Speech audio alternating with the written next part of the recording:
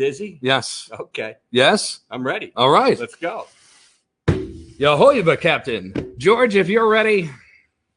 I'm sorry. Joining us next on the broadcast, ladies and gentlemen, somebody who we've been dying to get. He's making a major change in high school football, not only local, nation, and it starts right across the river at Mater Dei Prep, where we welcome now assistant coach George Mahoney. George, welcome to the broadcast, brother. How you doing, guys? I'm doing good. Good to see you. How was your night tonight? You are a local celebrity. Congratulations on making the New York Times. Yeah, thank you guys for pushing Jeter off the show to have me on. You know, it was a tough call, but I looked at it and it just said, listen, I think we got to go with this guy. Listen, I'd love to trade places with him this evening. I understand he's sitting in a fine dining establishment, and I'm here in beautiful Stapleton on the North Shore of Staten Island. I think it was better this way. George, you found a lot of success since taking the job at Mater Dei. This is what your second or third year there.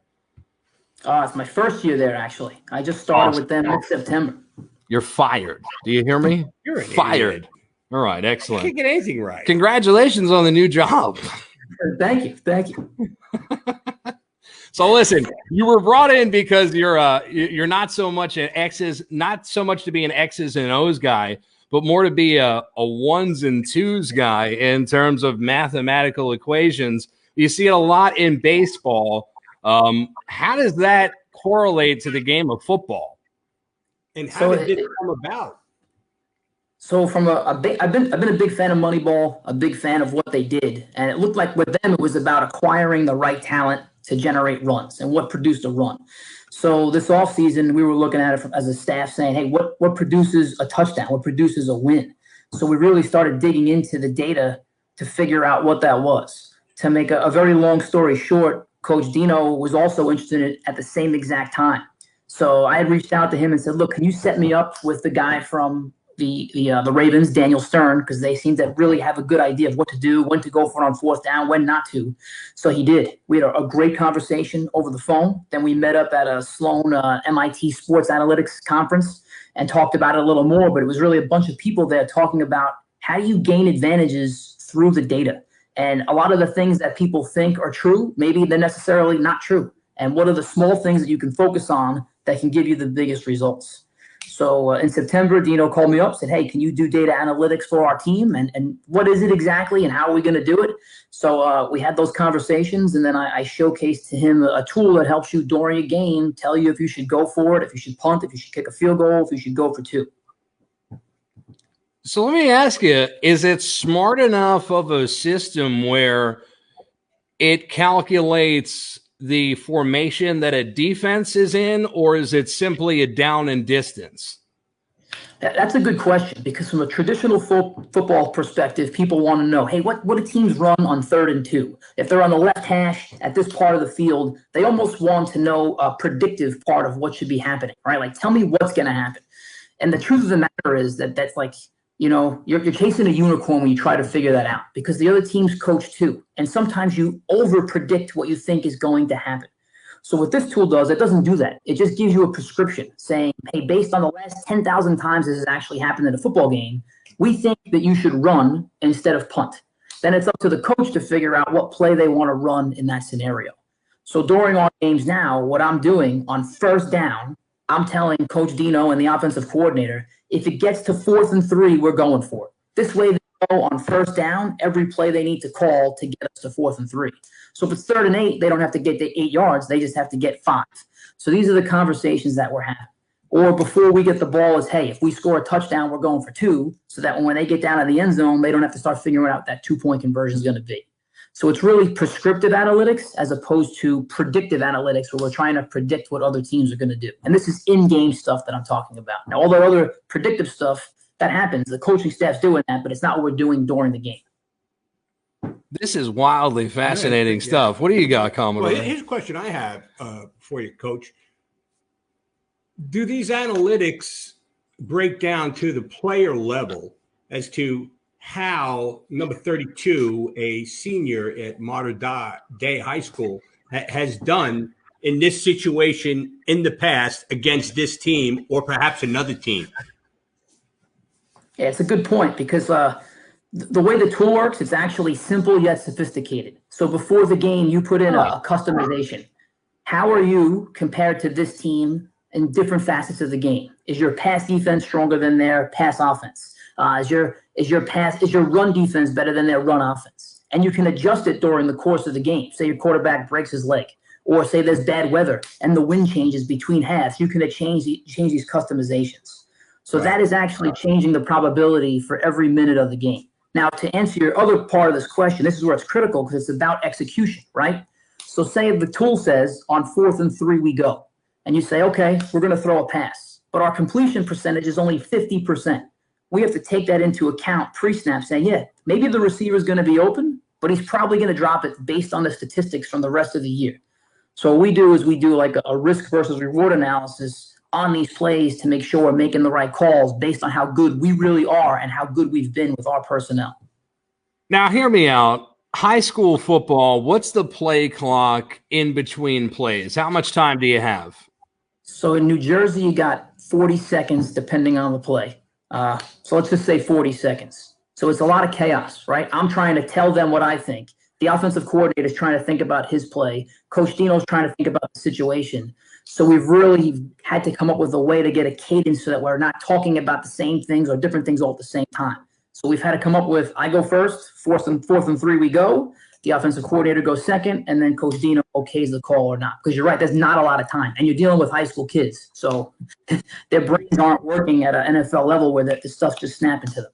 Oh, no shot. No shot. That's what I deal with the Commodore with all the time, George. He described me as trying to corral a horse walking around that doesn't want to listen. Guy's unbelievable. I can't even get into his pre-show rituals. It's not safe for work, but, it's just impossible. You talk about trying to chase a unicorn. I'm chasing a Commodore before shows. We're in very similar fields of work.